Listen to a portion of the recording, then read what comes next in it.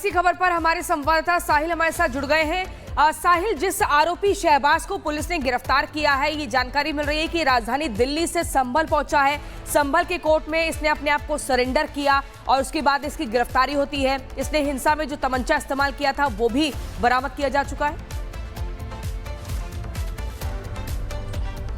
जी बिल्कुल, संभल पुलिस की बड़ी कार्रवाई जो है वो देखने को मिली है कि 24 नवंबर के दिन संभल में हुई हिंसा का एक आरोपी शहबाज को पुलिस ने संभल से ही गिरफ्तार किया है। क्योंकि हिंसा के बाद से ही शहबाज नाम का जो आरोपी, जो कि संभल का दीपसराय इलाके का रहने वाला है, ये दिल्ली में जाकर छिप गया था, लगातार अपने ठिकाने बदल रहा था। पुलिस को इनपुट जरूर था कि दिल्ली के किस इलाके में छिपा हो, लेकिन पुलिस को देर रात ये इनपुट मिलता है कि शहबाज नाम का जो आरोपी वो है संभल की कोर्ट में जो है सरेंडर करने के लिए पहुंचने वाला है। जिसके बाद नकासा पुलिस ने कोर्ट में सरेंडर करने के दौरान ही आरोपी शहबाज को गिरफ्तार कर लिया। यूपी पुलिस के मुताबिक ये बताया जा रहा है, इस पे आरोप है कि 24 नवंबर के दिन हिंदू खेड़ा और नकासा चौराहे पे इसने तमंचे से फायरिंग की थी पुलिस टीम पे, ऐसा आरोप लगा है। और तभी से ये पुलिस से बच रहा था लगातार, लेकिन पुलिस ने इसके परिवार वालों से जो थी लगातार पूछताछ की जा रही थी और आखिर में इनपुट के आधार पर शहबाज आरोपी को गिरफ्तार किया है। इसके पास से वो देसी तमंचा भी बरामद किया गया है, जिस देसी तमंचे से इसने 24 नवंबर के दिन पुलिस पर फायरिंग की थी। तो कहा जाए एक के बाद एक जो है लगातार गिरफ्तारी का दौर यूपी पुलिस द्वारा जारी है। लेकिन अब इसको पुलिस जो है कोर्ट में पेश करेगी। कोर्ट में पेश करने के बाद इससे पूछताछ की जाएगी और जिसके अन्य साथी इसके साथ जो दिल्ली में छिपे हुए थे, जो कि संभल हिंसा में शामिल है, उनके बारे में जो है पुलिस इनपुट जुटाने की कोशिश करेगी। जी बिल्कुल, एक एक शख्स को यहाँ पर पकड़ा जाएगा, उन साथियों को भी पकड़ने की कोशिश यहाँ पर पुलिस की तरफ से की जा रही है जिसके साथ और छिपे हुए थे। लौटेंगे आपके पास साहिल, हमारे साथ हमारे सहयोगी जुड़े हुए हैं, लेकिन इस बीच एक बड़ी अपडेट आपको और बता दें। संभल जामा मस्जिद की सर्वे रिपोर्ट पेश की गई। कोर्ट कमिश्नर ने दाखिल की है सर्वे की रिपोर्ट। 40 से 45 पन्नों की रिपोर्ट दाखिल की गई है। बंद लिफाफे में पेश की गई है सर्वे की रिपोर्ट। नवंबर में आपको बता दें जामा मस्जिद का सर्वे हुआ था 1924 तारीख को। जामा मस्जिद में हरिहर मंदिर होने का दावा इस रिपोर्ट के जरिए किया जा रहा है और पहले भी हिंदू पक्ष दावा करता हुआ नजर आ रहा था।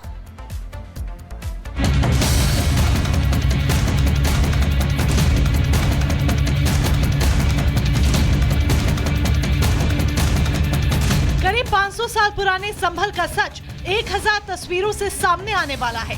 कैमरे का आविष्कार भले ही 200 साल पुराना हो, लेकिन अब यही कैमरा 500 साल पुराने इतिहास को सामने रख रहा है।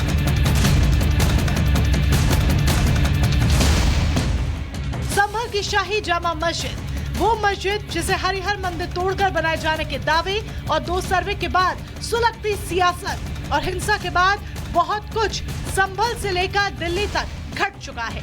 अब सुप्रीम कोर्ट से वर्शिप एक्ट पर अगली सुनवाई से पहले मस्जिद मंदिर विवाद में सर्वे का आदेश देने पर रोक लगी है। तब संभल में स्थानीय कोर्ट के आदेश से कोर्ट कमिश्नर की निगरानी में हुए सर्वे की रिपोर्ट को पेश किया गया। संभल के सच को सील बंद लिफाफे में चंदौसी के जिला कोर्ट में पेश किया गया। एडवोकेट कमिश्नर सतीश राघव ने ये रिपोर्ट पेश की, जिसमें संभल की शाही जामा मस्जिद को लेकर रिपोर्ट कहती है कि मस्जिद में मंदिर होने के सबूत मिले हैं। सूत्रों के हवाले से ये बड़ी जानकारी हाथ लगी है। जामा मस्जिद के अंदर 2 वट वृक्ष मौजूद है। 50 से ज्यादा फूल के निशान मिले हैं। मस्जिद में कुआं है, आधा हिस्सा परिसर के अंदर है तो आधा बाहर।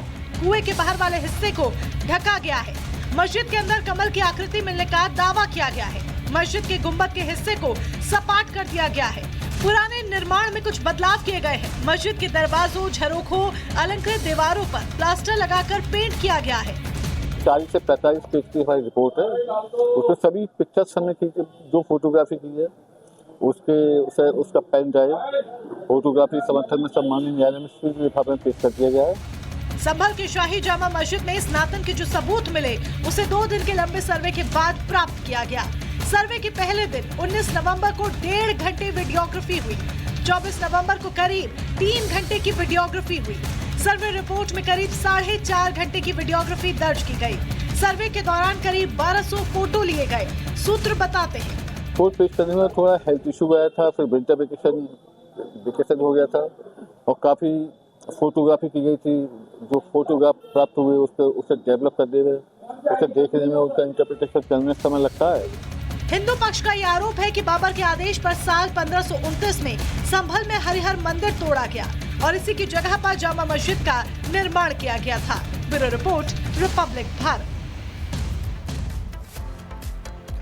तो चलिए अब आपको बता देते हैं कि सर्वे में क्या क्या मिला है। 2 वट वृक्ष मिले हैं। जो सर्वे रिपोर्ट तैयार की गई है सूत्रों के हवाले से हम आपको जानकारी दे रहे हैं, और वो जो रिपोर्ट है 40 से 45 पन्नों की कोर्ट में सबमिट की जा चुकी है। लेकिन उस सर्वे में जो मुख्य तौर पर चीजें निकलकर सामने आई हैं, जो सूत्र बता रहे हैं, उसमें आपको सिलसिलेवार तरीके से बता दें। 2 वट वृक्षों का जिक्र इसमें होता है। उसमें फिर कुआं मेंशन किया गया है कि सर्वे रिपोर्ट में कुआं भी मिला है 2 वट वृक्ष के बाद। इसके अलावा कमल के फूलों के मिलने का भी जिक्र उस रिपोर्ट में किया गया है। साथ ही सपाट गुंबद का जिक्र किया गया है कि सपाट गुंबद मिला है। उस रिपोर्ट में लिखा गया है मंदिरों के अलग अलग प्रतीक मिले हैं, जो ये बताते हैं कि उसी जगह पर जो जिसको हरिहर मंदिर बताया जा रहा है वो वाकई मंदिर ही था। वहां पर मंदिरों के अलग अलग प्रतीक मिलते हैं, चिन्ह मिलते हैं, निशान मिलते हैं। पुराने निर्माण में बदलाव किया गया है, इस तरह के भी सबूत मिले गए हैं। और ये सब कुछ सर्वे रिपोर्ट में मेंशन किया गया है कि पुराना जो निर्माण था उसको बदला गया है।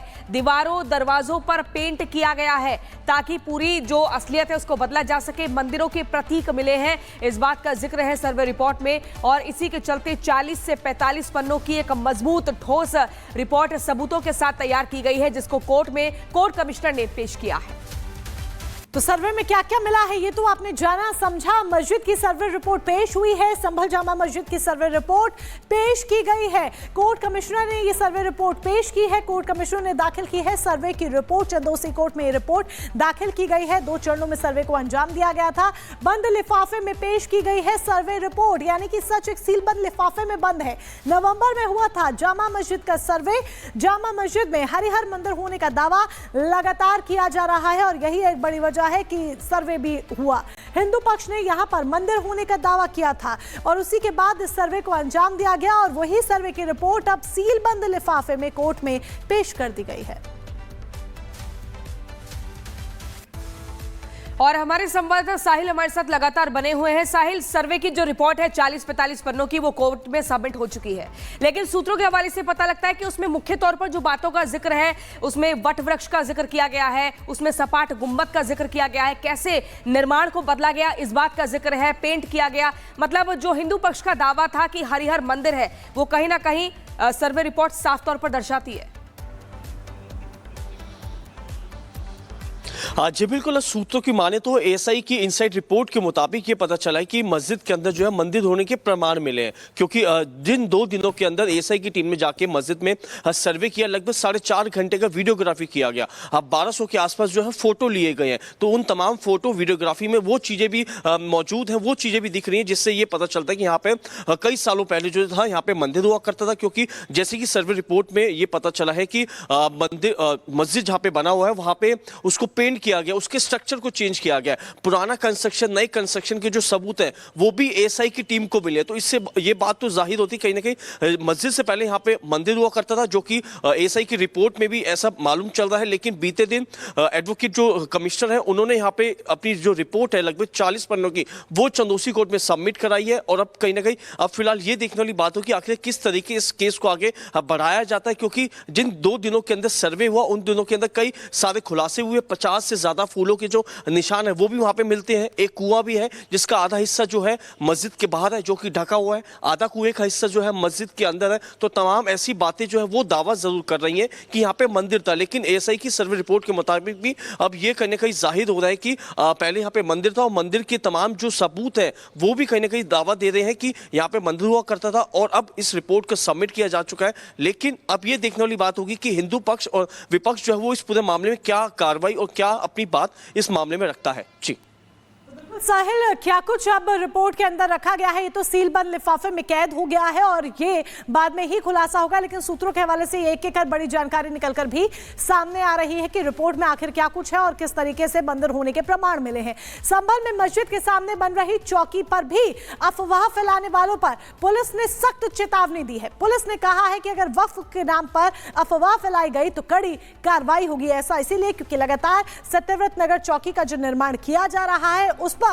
ओवैसी समेत कुछ लोग ऐसे हैं जो इसे वक्फ की जमीन करार दे रहे हैं और बार बार सवाल खड़े कर रहे हैं।